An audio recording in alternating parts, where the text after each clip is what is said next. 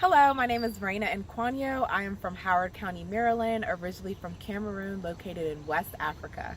I attended Old Dominion University in Norfolk, Virginia, where I obtained a bachelor's in public health administration and a minor in dance. I graduated in December 2015, a semester early, and I was part of the first cohort of ScholarCHIPS in 2012.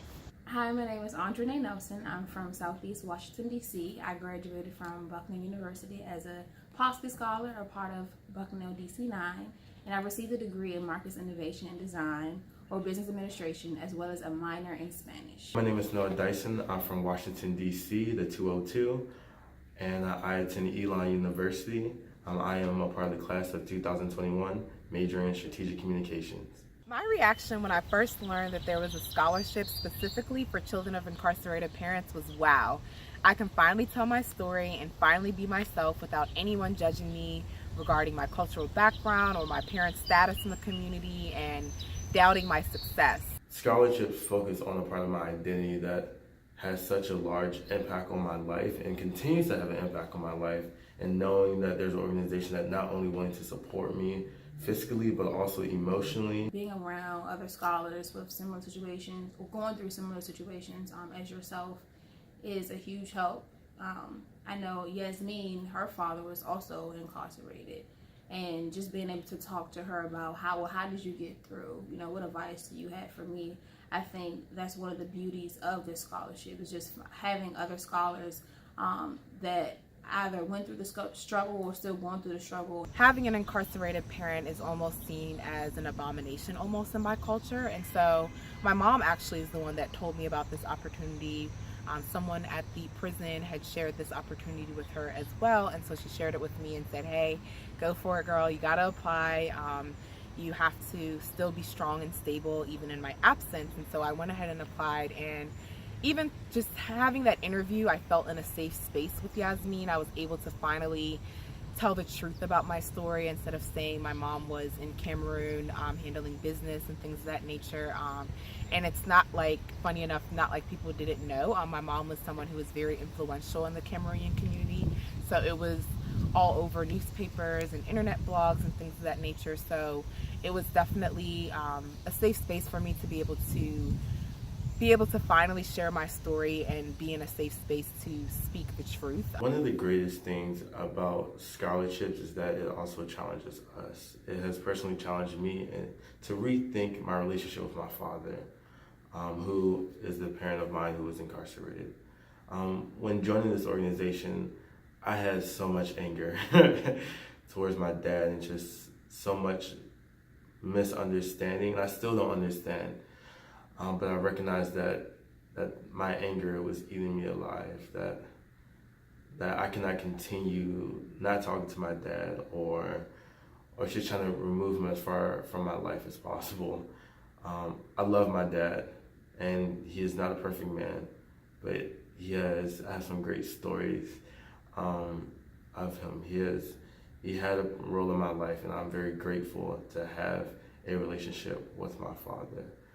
And so talking with Yasmin, talking with other members of the organization, no one's story is the same.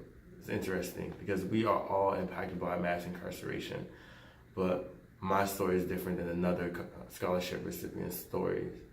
And so being able to talk with these individuals and recognizing that, that there's hope for a relationship with my father, knowing that it could be worse, knowing that, I need to forgive him. It challenges me to try to be a better son, try to be more understanding, and try to love my dad as best as I can to support him with his journey as well. And scholarships have been a resource if I needed to yell, if I needed to cry, if I just needed someone to talk to. Scholarships have been there for me in so many ways imaginable. So thank you, ScholarCHIPS. I received so much support from scholarships, and even now today. But when I think about specifically when I was in college, There was so many developmental workshops, professional development workshops, conferences, as well as like outings that we went on, several calls, several emails, text messages, just to check up and see like, Andranae, how are you doing? How can I support you? How are academics? I appreciated the fact that scholarship supported me in all areas of my life, whether it was emotionally, spiritually, academically. I just knew that I had so many people in this organization that I could draw upon and learn different things. So I really appreciate that aspect. ScholarCHIPS has definitely become a family to me. I can always call on Yasmin just to talk about life, whether I'm talking about dating, my professional experiences. She's always there to support me to get further scholarships in the nation and other opportunities. So she's definitely given me a lot of exposure. Constance, one of the board members, is phenomenal as well. She's definitely served as not only a mentor, but a contact to many other professionals in the legal community. And I've just been able to get really well connected and expand my network and just building my confidence as a young African American woman. So please support ScholarCHIPS, because once you donate money to this organization, you're not just benefiting an organization or even just an individual or a student like me. You're supporting a generation. You're supporting a legacy of a family that is going to be rewritten by me or by another child who would benefit from the scholarships. Because if you want to look back on the history of DC, there's a lot of negative things. There's a cycle in DC, especially when you want to look at mass incarceration. But your gift today can make a difference. It has made a difference already.